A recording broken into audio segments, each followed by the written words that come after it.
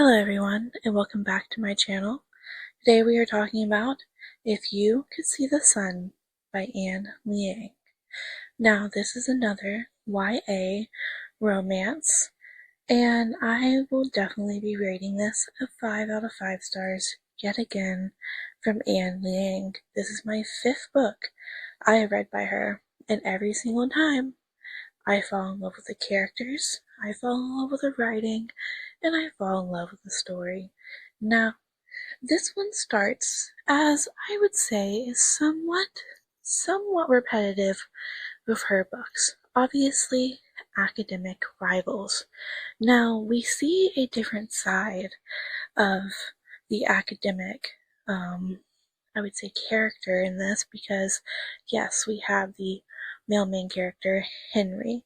He is the classic super rich. Dad owns a tech company, and he, quote unquote, from the outside looking in, got everything easy because his dad, like I said, is super rich, and it is known that his dad did not start out that way. His dad built everything he has from the ground up, which is very important for later on in the story too. Now, our main focus is Alice Sun. Alice is a little bit different from Anne Liang's normal characters in the sense that she is extremely poor, and I'm not talking middle class like some of the past characters. I am talking like they live in a one-bedroom apartment that is not much taller, like the roof is not much taller than her dad is, and it is just not a nice situation. Her parents do everything they can to afford Alice's scholarship, which her scholarship only covers half the tuition. Now, we start this series, or not a series, sorry. We start this book, it's a standalone. But we start it, and pretty early on we find out that Alice is not going to be able to continue going to the academy next semester. And this is devastating to her because the academy is very like a stepping stone to being rich and powerful. Everyone knows this place, and everyone is like very interested in people who go here. The uniform itself commands respect, but Alice, no matter what she has done, has always felt invisible at this school. I mean, it even is highlighted in the beginning of the book where she tries to get back into the school because she went to go visit her parents for lunch, and the security guard is like, "Who are you? You need your form of identification, and you need your student ID and your normal ID," kind of thing. Like acting like he does not know that she has been going here for the past, I think, 9 years. I could be wrong, but we really see that she truly does feel invisible at this school, which is sad because she is one of the top students right there next to Henry. So she is known as just like the study machine. That is her nickname. She does nothing but study, and she does not live any similarities to a normal kid's life whatsoever. Even with being at the school, she knows the sacrifices her parents have to make daily so that she can afford to be able to attend this boarding school, which I conveniently forgot the name of. But anyways, we come on to the problem of, which is not even just the problem of her parents not being able to afford the school and her looking at either having to move back to America because the school is in Beijing, or the possibility of her going to live with her aunt. Not her aunt, maybe her grandma. I can't remember. I actually read this book and finished it a few weeks ago and have been putting off making this video, so that's my bad. But she then starts to actually turn invisible. It takes her a second to notice this. Actually, she only notices because people actually start bumping into her, and she's like, this normally doesn't happen.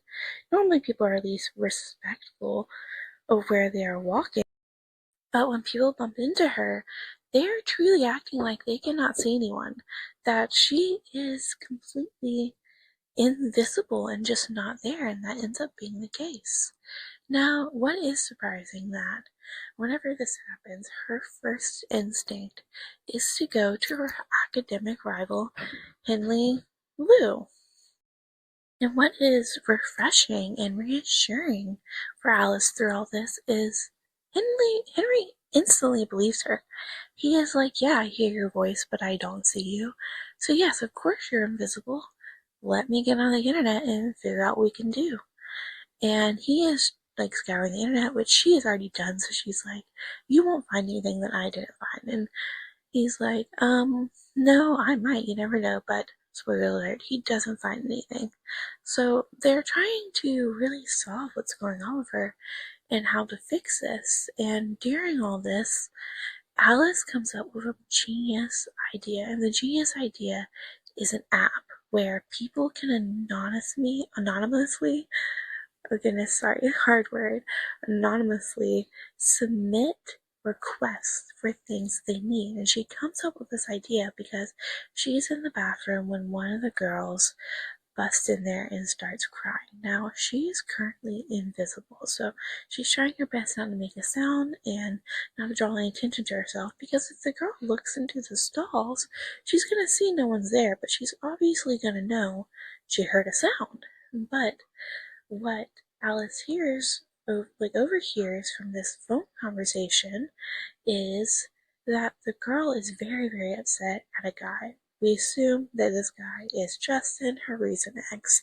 and that he has some sort of blackmail on her. And she comes up like, oh, wouldn't it be great if, since I'm invisible, I can just break into his phone and delete the nudes off this guy's phone for this girl and everything, because this girl's always been really sweet to her, and it's just like kind of nice to everyone in the student body as like a whole. So she's like, okay, how can I get this together? So of course she goes and asks Henry, because Henry's dad has a big tech company, so she's like, who could build me an app better for what I need than Henry? And of course he ends up building it, and the next thing they know, they are getting requests for everything underneath the sun. Like, yes, that girl submitted a request, but everyone is submitting requests, and she is uncovering how much drama is actually at the school that she was not involved in whatsoever, because her nose is always stuck in a book. And it is quite funny for her to also start realizing that all these people have lives but her. And throughout all this, she is slowly discovering too that she can be a kid. She doesn't have to always be this uptight, almost adult, just nothing but working, working, working, because at the end of the day, they will never stop working. She's just like, even a teacher asks her, what does she want to achieve in life? And she's like, greatness. That's all I know. I want to achieve something great. I want to be a CEO. I want to be a top lawyer. I want to be the top of a holding firm. She's like, I don't know. I just want to achieve greatness, and I want to be able to afford a house for my parents and to take care of them and everything. So we really see that, like, that is her goal, and she doesn't care how she gets there.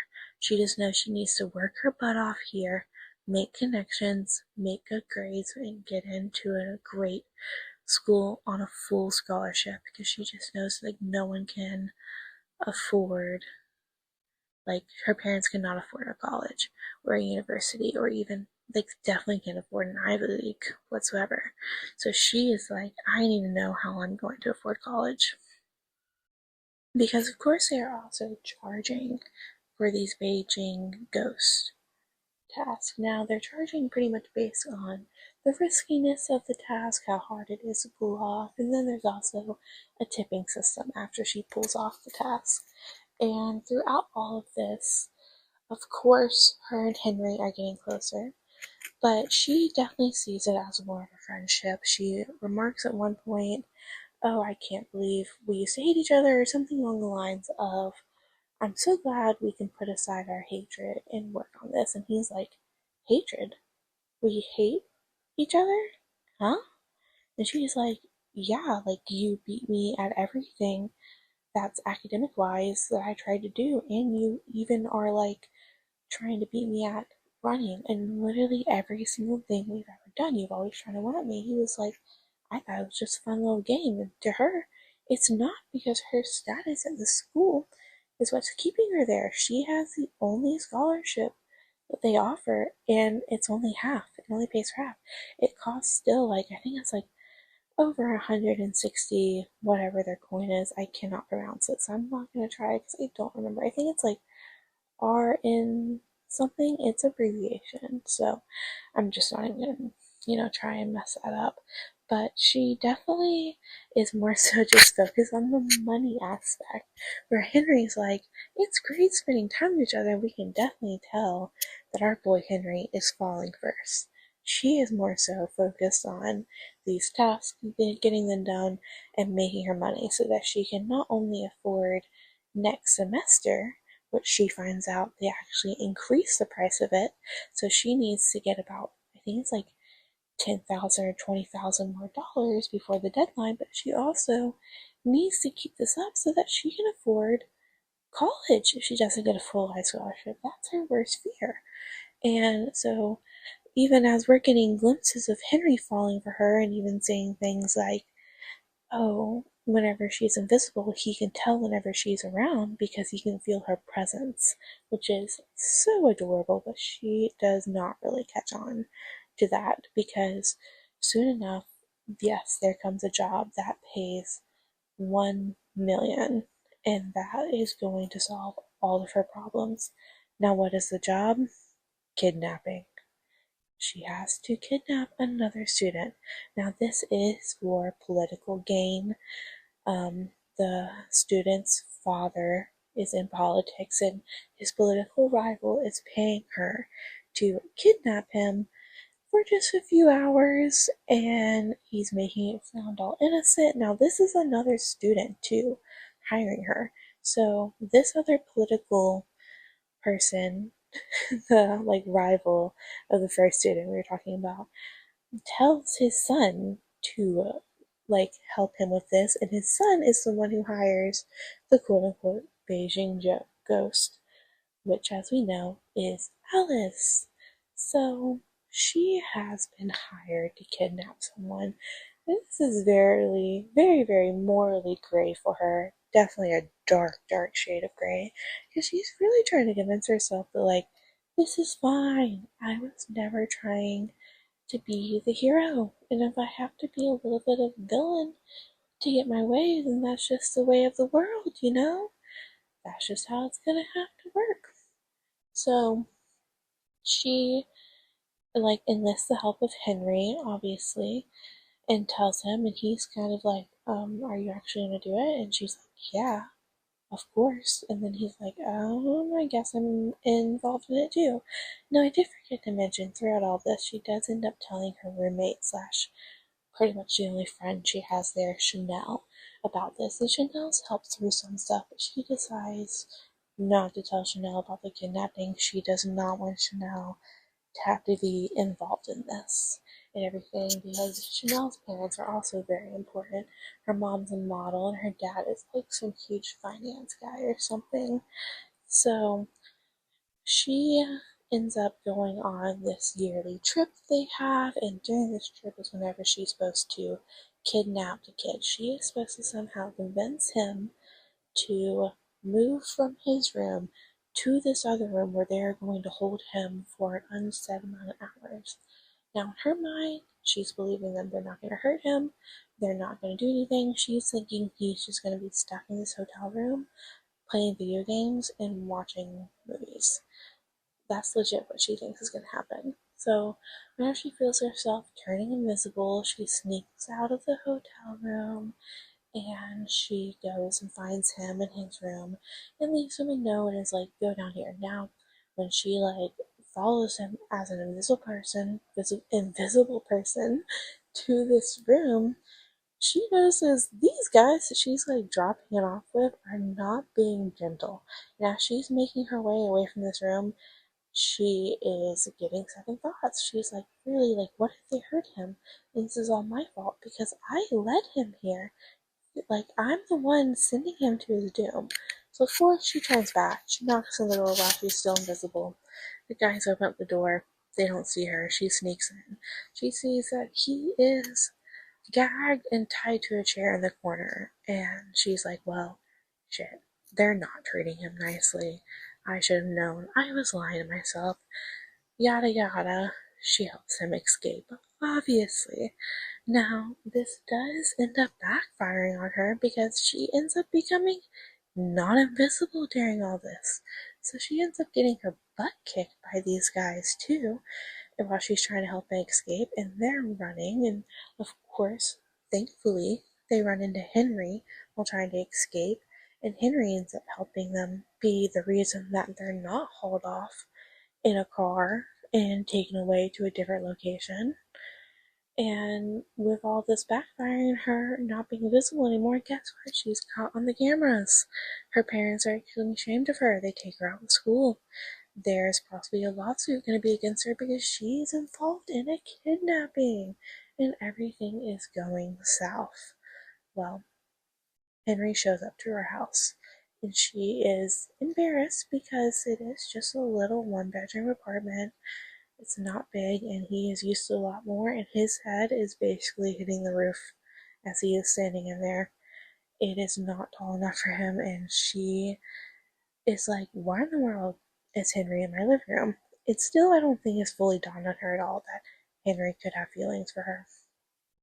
Because, of course, it's how it goes and everything, especially when I feel like YA rom-com, like, they never fully even have, like, an inkling that this person could have feelings for them until they explicitly say it, which I get, I get. A lot of people even feel that way in real life. They think, oh, I'm just being crazy. Like, oh, he's just being nice. Like, this is just something nice for him to do. Yada, yada. So, this all happens, and they have to come up with, I'll call it a scheme to get her back into the academy, which is good because she does want to be able to at least finish out the semester. And it involves getting the kid that hired her for it in trouble.